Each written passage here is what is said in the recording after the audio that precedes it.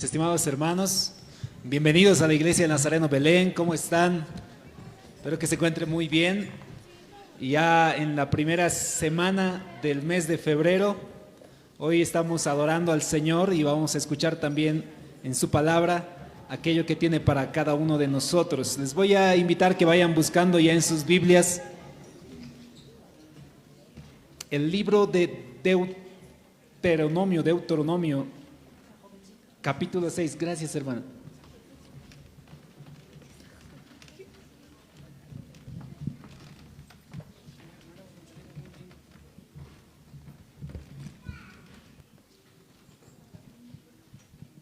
A lo largo de la Biblia, cuando uno va leyendo las Escrituras, mis hermanos, hay algo bien característico de nuestro Señor, y es justamente el mensaje para el día de hoy.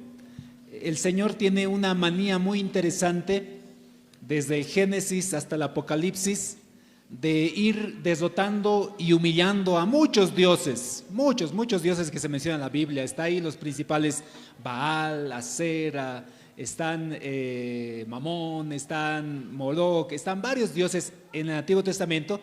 Y para el Nuevo Testamento también, cuando vemos en Apocalipsis, Dios va a dar la victoria final sobre todo. Fuera de él no va a haber potestad. Cuando el Señor resucita, Jesús resucita, hay una enseñanza que él da a sus discípulos, dice: toda la potestad me es dada, yo tengo todo el poder. Literalmente dice eso, y sobre todos los dioses. En muchas ocasiones en la Biblia el Señor se presenta como el Dios de los dioses. Y hoy vamos a hablar justamente acerca de ello, acerca de la batalla de los dioses. Tenemos a un Dios todopoderoso, que inclusive cuando nosotros revisamos en el libro de Éxodo, en los mandamientos, Dios es muy explícito con su pueblo. Les voy a leer esta parte antes de buscar Deuteronomio 6:4.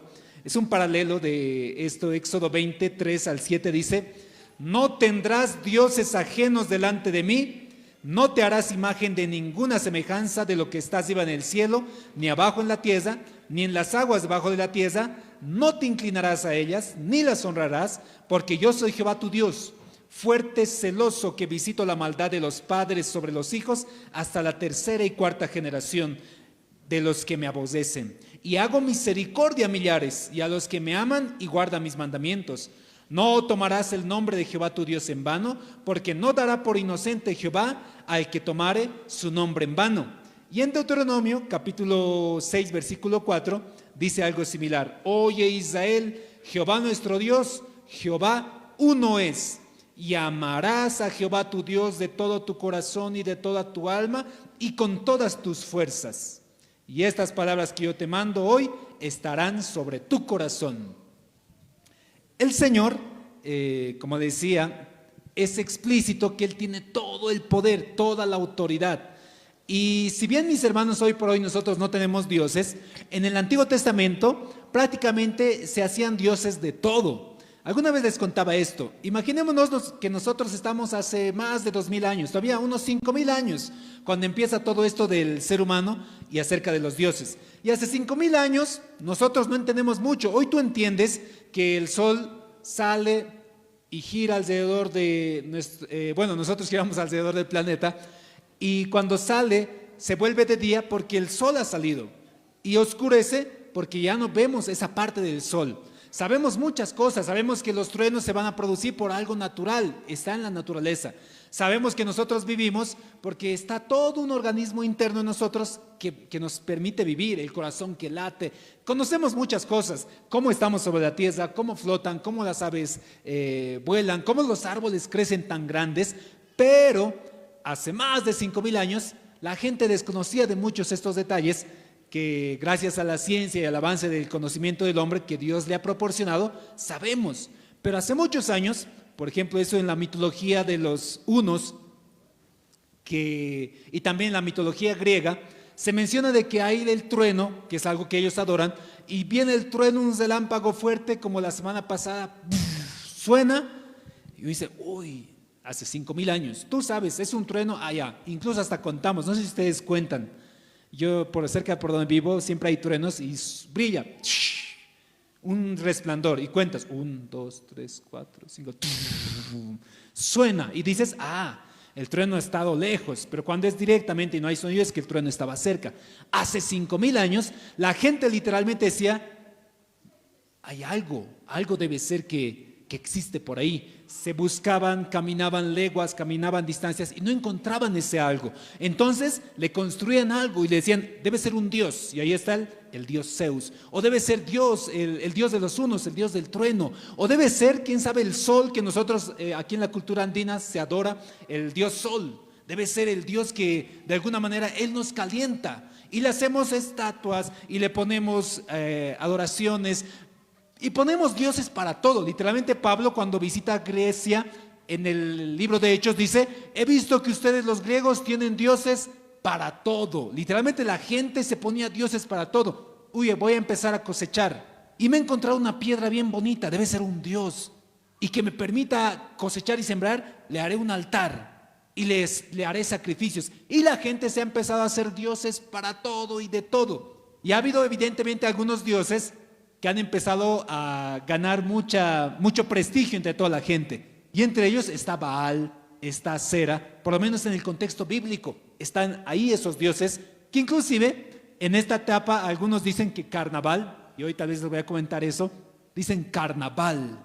Eso viene de carne a Baal. Y desde ahí viene, y hay enseñanzas así, les comento mis hermanos, pero bueno, yo no puedo enseñar algo que no sea histórico y que no sea algo cierto. Y me he puesto a indagar e investigar, y si realmente carne a Baal era carnaval, y de ahí viene el carnaval, que ya se acerca la siguiente semana. No, esta semana es verdad, carnaval. Y no hay evidencia histórica de que carne a Baal era esto.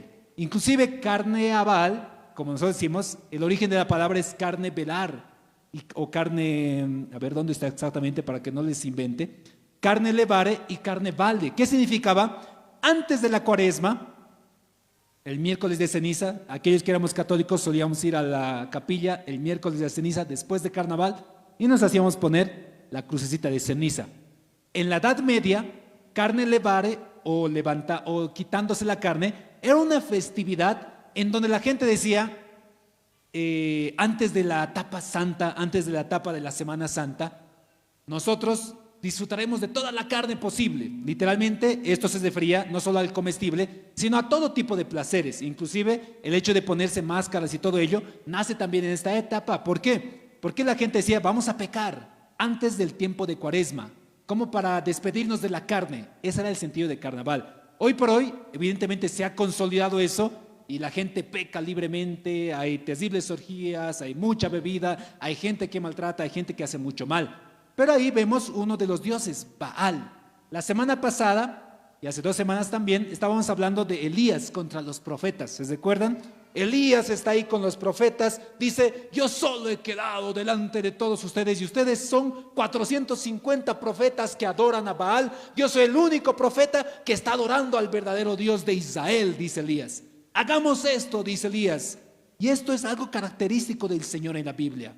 Dios demostrando a todo el pueblo quién es el verdadero Dios, quién es el Dios de los dioses. Y Elías demuestra eso, dice, traigan 2 bueyes, los vamos a cortar, los vamos a dividir, ustedes van a adorar a su Dios Baal, y si realmente es Dios, ese Dios va a descender con fuego y va a consumir toda la ofrenda, pero sin ustedes encender una chispa ni una llama.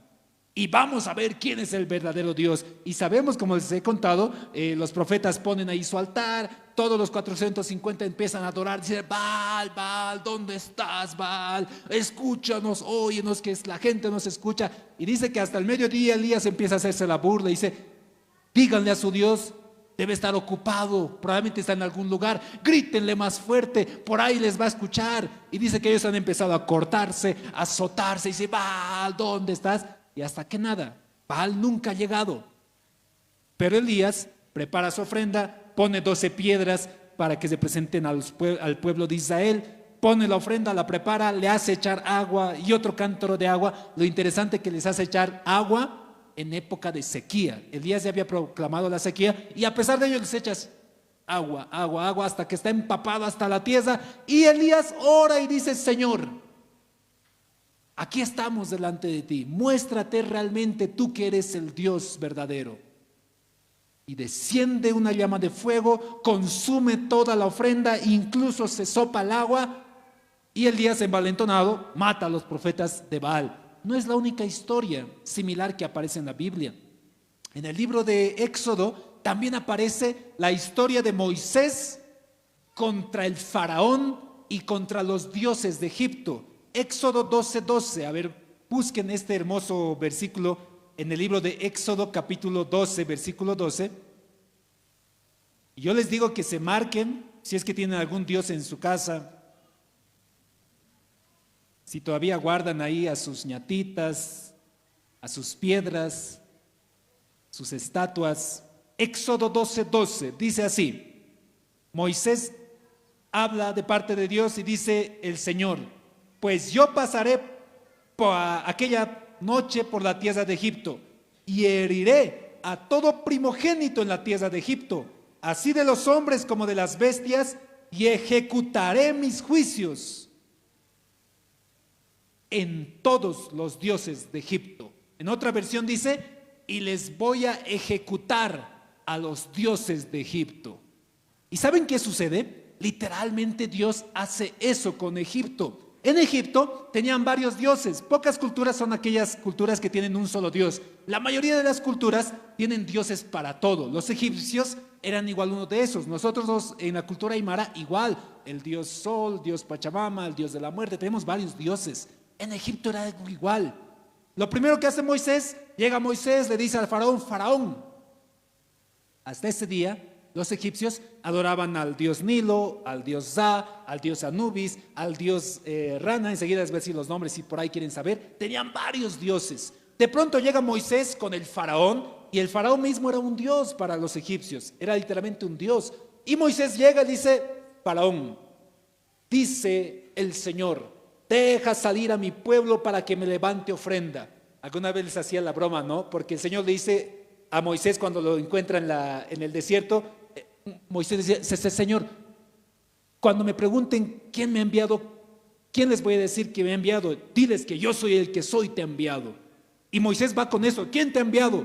Yo soy el que soy, me ha enviado y me ha dicho: deja salir a mi pueblo a adorar y levantar ofrenda. Y el faraón se pone duro y dice: yo no les voy a dejar salir. Les mete más carga, tienen que hacer más ladrillos y ahora no les voy a dar paja y ustedes van a seguir con la misma tarea. Y la primera herida a los dioses egipcios fue herir el Nilo. Imagínate que tú adoras, digamos que adoramos el Titicaca. Para nosotros va a ser un dios, el dios Titicaca. Y adoramos ahí, ¿por qué? Porque de ahí sacamos peces, de ahí bebemos, ahí nos lavamos. Ahí es un dios todopoderoso para nosotros, el río Nilo. Y de pronto Moisés, de parte de Jehová, toca las aguas con su vara y el agua se convierte en sangre. Literalmente ese Dios queda herido para la cosmovisión egipcia. Dicen: ¿qué ha pasado con nuestro Dios? ¿Quién ha herido a nuestro Dios? ¿Qué ha pasado con esto? Y se asustan.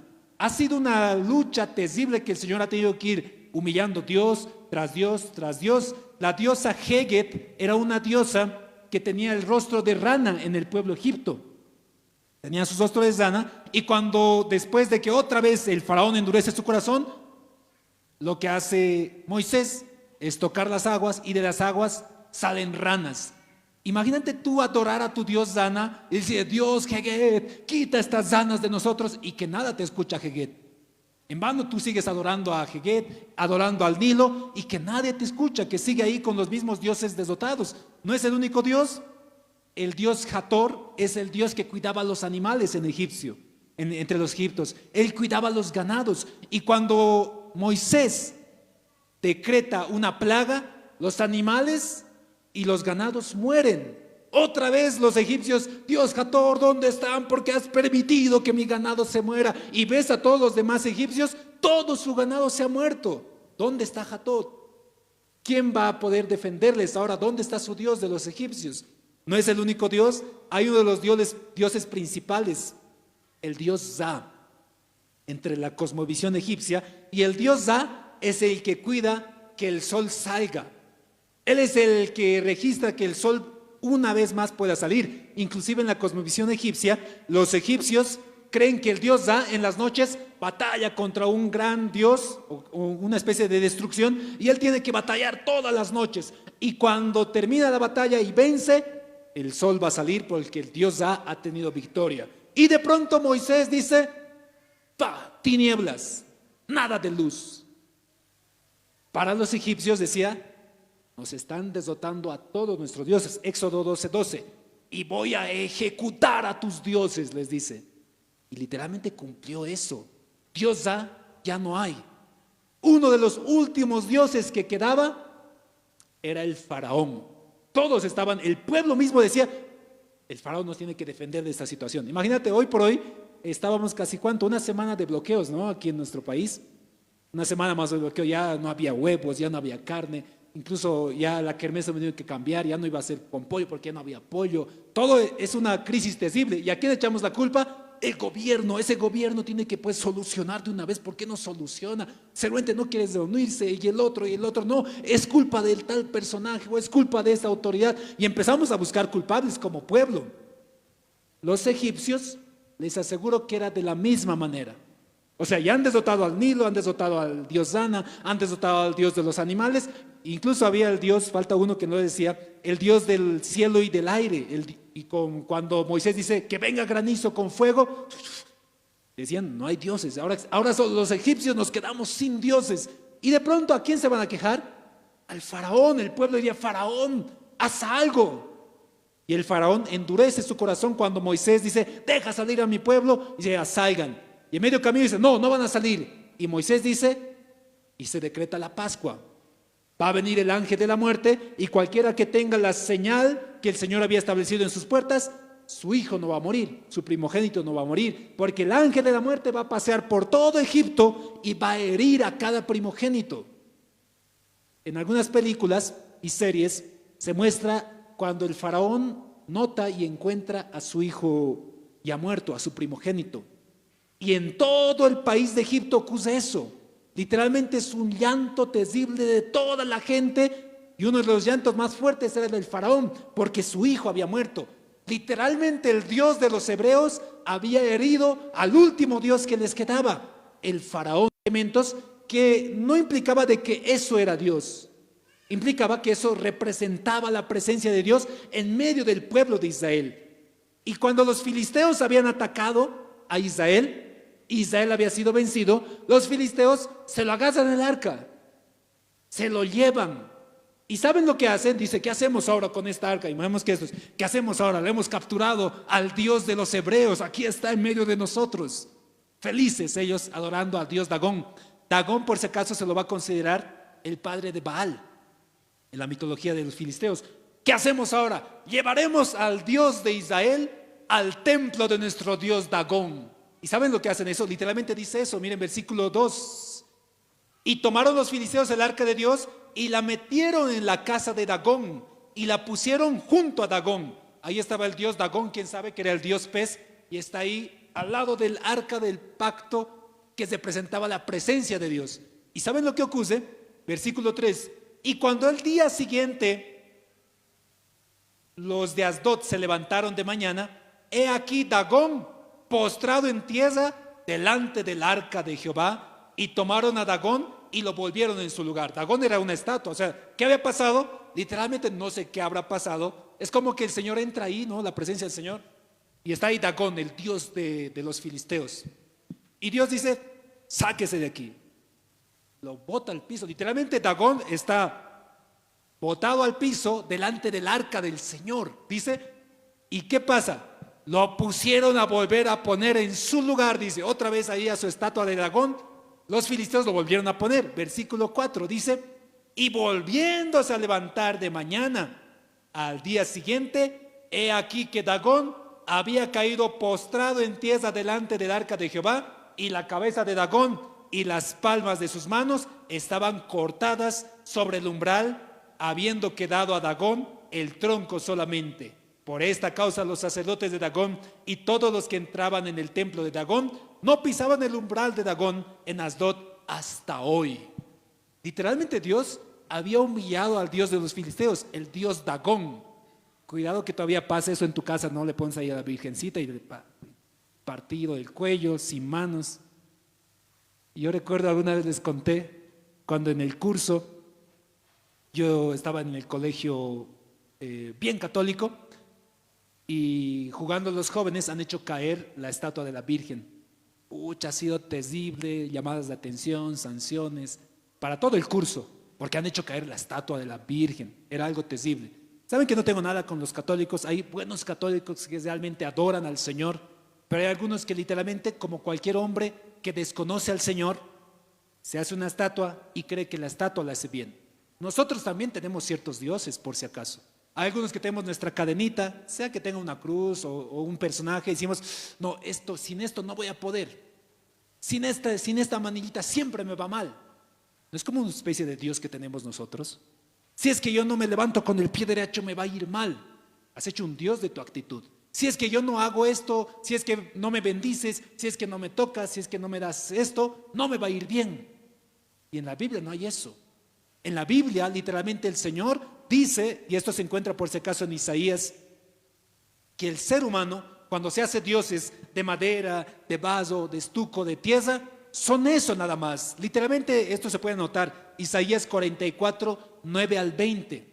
Isaías 44, 9 al 20, el Señor dice, oigan, los escultores, los artistas hacen estatuas y luego los hombres las vuelven en dioses. Estas no escuchan, no oyen, se caen, se rompen, no pueden recibir consejo, tampoco van a darlo. Y literalmente el Señor menciona así acerca de todos los dioses que hay en la humanidad.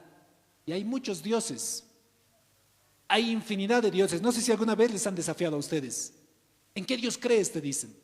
De los 10.000 millones de dioses que hay en la tierra. Porque solo los hindús tienen más de 10.000 dioses, solo ellos. Los aymaras, los aztecas, los incas, los mayas, los dioses que vienen en las junglas, en las selvas, donde hay un grande árbol y dicen, pucha, ¿cómo ha crecido esto? Y es gigante. Debe ser un dios. Y listo, ahí está un dios gigante, un árbol. Ven un ave gigante y dicen, wow, qué grande ave. Debe ser un dios. Y el hombre se va creando dioses constantemente. Nosotros mismos, que incluso nos decimos gente ya científica, gente preparada, un hombre más moderno, igual nos seguimos creando dioses. Creamos dioses de redes sociales, creamos dioses de personajes, de artistas, de gente famosa, de personas que son como nosotros, porque literalmente dice así Isaías, igualmente tienen ojos, tienen boca, lo hacen como si fueran humanos, como si fuéramos nosotros, pero Dios, el Señor, el Dios de Israel, el Dios de la Biblia, ese Dios que ha sido, que era, que es, el que era el principio, el que era el final, el alfa y omega, ese Dios siempre ha sido, Él es espíritu, no tiene forma de hombre, su forma incluso ni siquiera tiene sombra de cambio, dicen Salmos. Ese es el Dios en el cual nosotros creemos. Es el Dios todopoderoso. No hay Dios que se compare como Él. Dice eso, miren, en el libro de Isaías, capítulo 44. El Señor habla, Isaías 44, 6. Dice así, 5 y 6 se los leo. ¿A quién me asemejáis y me igualáis y me comparáis para que seamos semejantes? Dice el Señor. ¿A quién se parece pues el Señor? El ser humano cuando crea sus dioses lo hacemos parecido a nosotros, ¿verdad? Lo hacemos fuertes, musculosos, robustos, gordos, altos, bajos, chinos, morenos. Literalmente lo hacemos conforme a nuestra semejanza, los dioses que construyen. Pero Dios dice, ¿a quién me van a comparar ustedes? ¿Con quién me van a hacer semejante? Versículo 5. Versículo 6, sacan oro de la bolsa y pesan plata con balanzas, alquilan un platero para hacer un dios de ello, se postran y adoran, se lo echan sobre los hombros, lo llevan y lo colocan en su lugar, allí se está y no se mueve de su sitio, le gritan y tampoco responde ni libra de la tribulación. Isaías 46. Mis hermanos, ese es el Dios en el cual nosotros creemos. Acá en la cultura aymara hay muchos dioses que igual se promocionan por si acaso.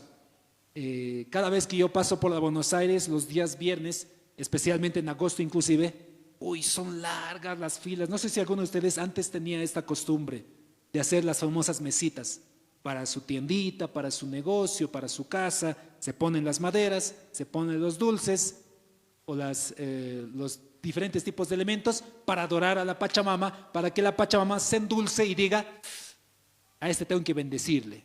Le ponen incluso en la curva, yo recuerdo cuando bajaba por autopista y estaba ahí la famosa curva del diablo, bien challado, y estos son meses de challa, ¿verdad? Challado con serpentinas, misturas y muchos dulces. Y ahí estaba, y antes todavía yo veía cuando era mucho más joven, estaba ahí la estatua literalmente que parecía un diablo, la habían esculpido, tenía sus cuernos y tenía una boca grande. Y ahí ponían sus ofrendas la gente. Y hay mucha gente que incluso va, y hay hasta cristianos que acuden a horóscopos, que acuden a las suertes. ¿Para qué? Para que los dioses de la adivinación te digan cómo te va a ir. Están buscando otros dioses, están buscando otra suerte, están buscando otro tipo de bendición, sabiendo que como el Señor dice, oiga Israel, oye hijo, Jehová nuestro Dios, uno solo es y no hay otro fuera de él. Por eso adorarás al Señor tu Dios con todo tu corazón, con toda tu mente, con todas tus fuerzas. No te harás dioses semejante a los hombres, ni de lo que está en la tierra, ni debajo de la tierra. No te inclinarás a ellos, porque Jehová vuestro Dios, Dios celoso es, y visita la maldad de aquellos que le aborrecen, y bendice y multiplica en millares a aquellos que le obedecen. Así dice el Señor. Aquí en la cultura, recientemente ha pasado, tenemos el Dios de la abundancia, el Ekeko. ¿Cuántos ya han ido a las citas? Levante su mano. El mentir es pecado, eso es bien por la honestidad. Algunos van a las citas y algunos vamos por las canchitas porque queremos que nos robe la señora del API, nos venda un API bien caro, por los recuerditos, por las miniaturas. Algunos se van a casar inclusive y ponen ahí, algunos van a comprar su certificado y todo ello, y literalmente algunos no solo van por juego, literalmente algunos van y buscan a quien hacer chayar para que la Pachamama les bendiga y digan, ahora sí te va a ir muy bien con tu certificado de graduado, te lo está chayando y te lo va a poner ahí incienso y tú te vas feliz porque crees que el Dios de la abundancia te va a bendecir. Yo recuerdo cuando antes de conocer al Señor con mi familia, con mis papás, solían comprarse su autito, sus terrenitos, sus casitas. Recuerdo mi abuelo incluso sabía comprarse sus toros. Mucha de nuestra gente, incluso nuestras familias, todavía siguen empecinados que el Dios Ekeko, el Dios de la abundancia, les va a bendecir. Es un pequeño Dios aquí en nuestra cultura. Incluso no solo viene de la tradición que se dice, no, era un hombre que visitaba a una señorita y que le traía comida en medio de esa. Dicen algunos, hay algunos que incluso dicen que tiene una trayectoria mucho más antigua que esa tradición que se cuenta, que incluso hay pequeñas estatuillas del Ekeko, las illas del Ekeko, en la cultura de antes incluso de la colonia. Ya había dioses, nuestra cultura tiene muchos dioses, adoran a las montañas, adoran a los cerros, adoran a la lluvia, adoran a la tierra. Nuestra cultura, al igual que los filisteos y los egipcios y cualquier otra cultura, enraizado tenemos nuestra adoración a otros dioses. ¿Qué dioses todavía siguen así en tu vida, enraizados? En Malaquías, capítulo 3, versículo 10, el Señor le dice a la gente, oye Israel, probadme. Se los leo literal, Malaquías, capítulo 3, versículo 10.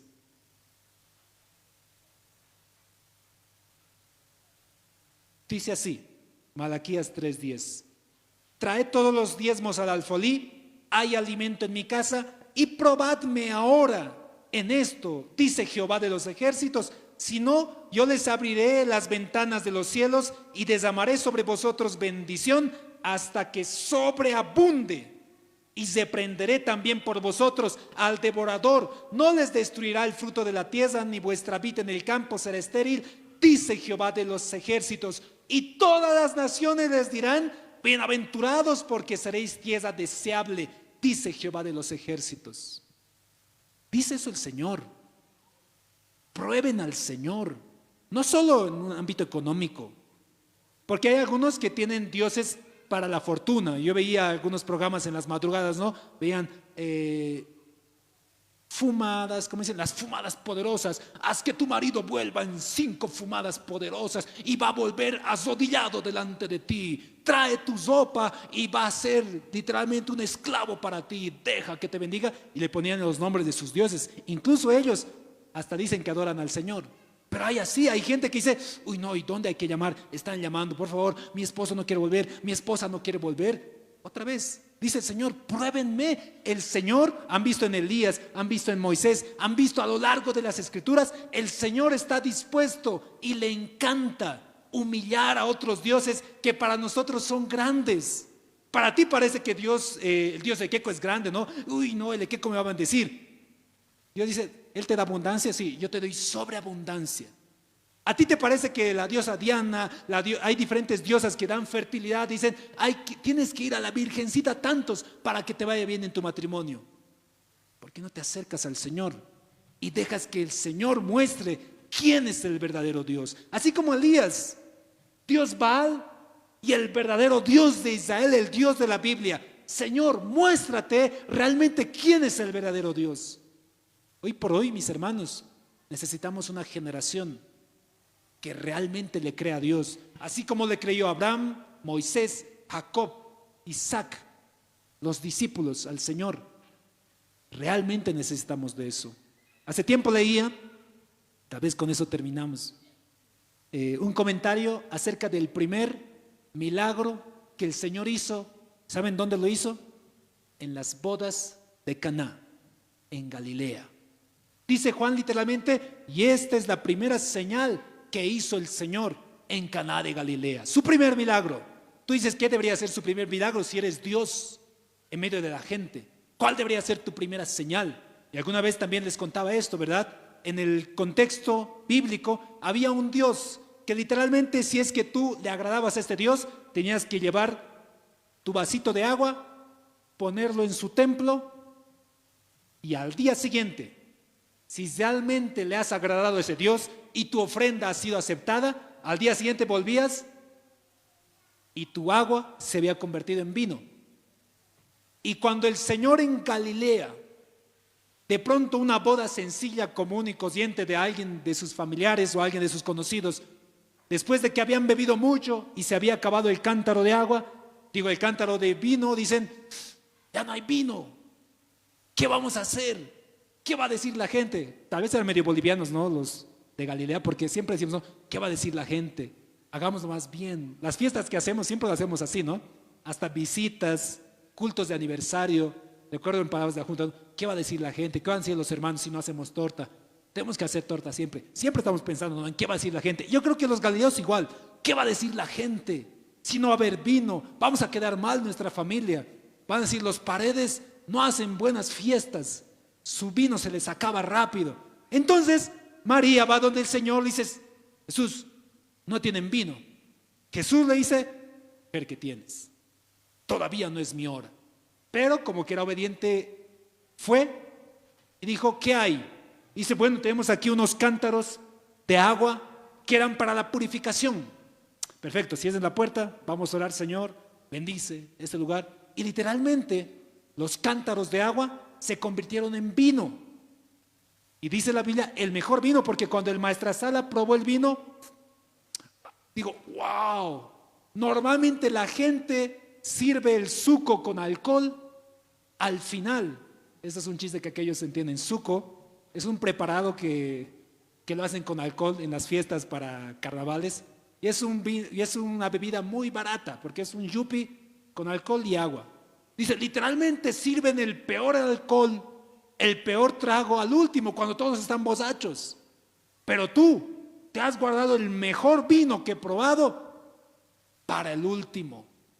Ese fue el principio de señales del Señor. Literalmente, en la perspectiva de los discípulos, en la perspectiva de la gente, que alguien convierta el agua, no solo un vasito, cántaros de agua en vino, este es el verdadero Dios. Este es Dios. Este es el Dios en el cual nosotros creemos, mis hermanos. Para terminar, Isaías 45, 5 al 7. Isaías 45, 5 al 7. Y esto quisiera que tú te lo marques, mi hermano. Libro de Isaías capítulo 45, versículos 5 al 7.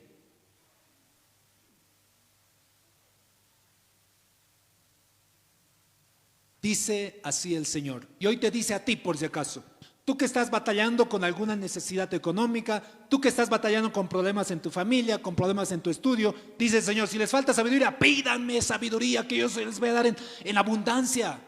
¿Te falta algo? ¿Por qué no acudes a tu Señor? ¿Por qué no acudes a los dioses? ¿Saben cómo hacen las demás culturas?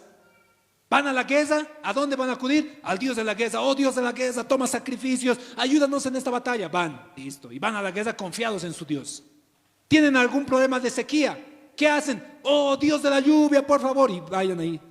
Por favor, Dios de la lluvia, mándanos lluvia. Y van donde su Dios. No pueden tener hijos. Oh, donde la diosa de la fertilidad. Diosa de la fertilidad, bendícenos, por favor, danos un hijo. ¿Les falta algo? Literalmente, ¿saben qué hace la gente que todavía no conoce al verdadero Dios? Acuden a sus dioses. Te falta algo a ti y no vas a acudir a Dios. Te falta algo a ti, algo te está pasando a ti y no vas a acudir al Señor, al Dios de los dioses. Probadme, dice el Señor. Diga, Señor, aquí está mi necesidad. Tú eres el verdadero Dios de Israel, el mismo Dios de la Biblia. Creo que tú me vas a ayudar en esta situación porque yo sé que tú eres el Señor de los señores, el Dios de los dioses. Y sé que me vas a escuchar. Y no por un capricho, sino porque Él cuida su creación. No es porque nosotros decimos, Señor, te doblo el brazo. No, porque Él es Dios, sino porque Él, como Dios verdadero y bueno, como el buen Padre que es, cuida de su creación. Isaías 45, versículos 5 al 7, de parte de Dios para ti. Dice así el Señor: yo soy Jehová y ninguno más hay. No hay fuera de mí. Yo te ceñiré aunque tú no me conociste. ¿Sabes qué dice ahí? Yo soy el Señor. Yo soy el único Dios. Y yo te voy a dar fuerzas, te voy a ceñir, te voy a fajar, te voy a alistar para la guerra, aunque tú no me conozcas. Así es el Señor. Versículo 6 dice: para que se sepa desde el nacimiento del sol hasta donde se pone, que no hay más que yo Jehová, y ninguno más que yo, que formo la luz, creo las tinieblas, que hago la paz y creo la adversidad. Yo, Jehová, soy el que hago todo esto. Sí es el Señor. Confía en el Señor. Algún día lo vamos a ver al Señor en todo su esplendor y en toda su gloria. Hay uno de los dioses que es común denominador en todas las culturas, y es el Dios de la muerte. En todas las culturas crean un Dios de la muerte, alguien que se encarga de la muerte y de los muertos, en toda cultura. Cuando Jesucristo resucitó, literalmente venció a la muerte en cualquier cultura. ¿Y sabes cuál es la promesa que Él nos da? Yo soy el primero y ustedes van a proseguir esa misma categoría, ese mismo vencer a la muerte. Mi hermano, yo sé que envejecemos, yo sé que nuestro cuerpo se cansa, hasta que incluso tenemos miedo a la muerte. El Dios de la muerte es uno de los dioses más temidos en la mayoría de las culturas, porque literalmente quita la vida. Pero Dios ha vencido a la muerte con poder, con autoridad. Nuestro cuerpo va a envejecer, mis hermanos. Los discípulos del Señor literalmente estaban dispuestos a morir y murieron. ¿Y saben por qué? Porque sabían que la muerte no va a tener victoria sobre ellos. Mi hermano, enfermas, notas que nuestro cuerpo envejece y nos cansamos, hasta alguna noche te pones a pensar y dices, ¿qué será si muero? Tranquilo, que el Señor apacenta su ganado, los guía por pastos verdes, los ayuda a descansar, y el día en el cual el Señor nos llame a su presencia, nosotros también vamos a vencer a la muerte. Esa es la fe que nosotros tenemos, en eso confiamos. Por eso los discípulos estaban dispuestos a morir y dar su vida. Por eso a lo largo de la historia, muchos que realmente se llaman cristianos Les es indiferente, como Pablo diría, si como o no como, me es indiferente, dice Pablo, porque yo sé vivir en abundancia y sé vivir también en escasez. Todo lo puedo en Cristo que me fortalece. Filipenses 4, 12 y 13 dice así. Por eso muchos cristianos están dispuestos a sacrificarse en misiones, a morir predicando el evangelio, a desvivirse inclusive con tal de que la gente escuche las buenas noticias. Porque eso significa seguir al Señor. Porque eso significa confiar en el Dios en el cual nosotros confiamos. Pero cuando nuestra vida va llena de aflicciones, llena de preocupaciones y de dudas, te preocupa la muerte, te preocupa la enfermedad, te preocupa si vas a tener o no de comer. ¿En serio, mi hermano, te está preocupando eso? ¿En serio te pone en duda que el Señor, como buen padre, que si nosotros les damos pan cuando nuestros hijos nos piden pan y no les damos piedras, ¿en serio crees que nuestro Padre Dios algún día nos va a quitar el pan de la mesa? Es cierto, algún día tendremos abundancia. ¿Quién sabe? No. Yo por eso voy a denegar contra el Señor en el cual he creído. Por eso voy a dejar de servirle y predicar su palabra. Por eso tú te vas a enojar con el Señor que no ha escuchado tu capricho, porque el Dios de los dioses, como dice ahí, yo hago todo como quiero. Yo creo la luz y creo también las tinieblas si fuera así. Fuera de mí no hay Dios. Punto final. Te reto hoy día, mi querido hermano, querido joven. Así como Elías frente a los 450 profetas de Belén. Aquí está el Dios de Israel, el Dios de la Biblia, el Dios que crea todo de la nada, el que da vida a los muertos, el que multiplica los panes, el que multiplica el aceite, el que hace que la harina no escasee, el que une a la familia, el que hace perdón entre Jacob y Esaú, el que de alguna manera multiplica hasta los panes y los peces. Ese mismo Dios de la Biblia está también en medio de nosotros. Ahí está tu Dios. Ahí está tu Dios en el cual tal vez tú crees, sea lequeco, sea una estatua, sea un Dios, sea la Pachamama. ¿Cuál de los dioses crees que va a vencer?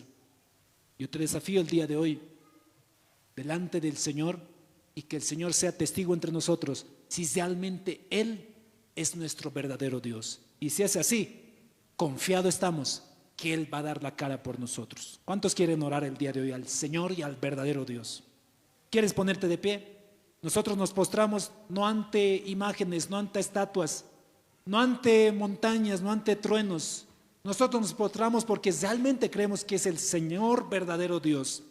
¿Quieres venir aquí adelante si quieres? Ahí inclina tu rostro.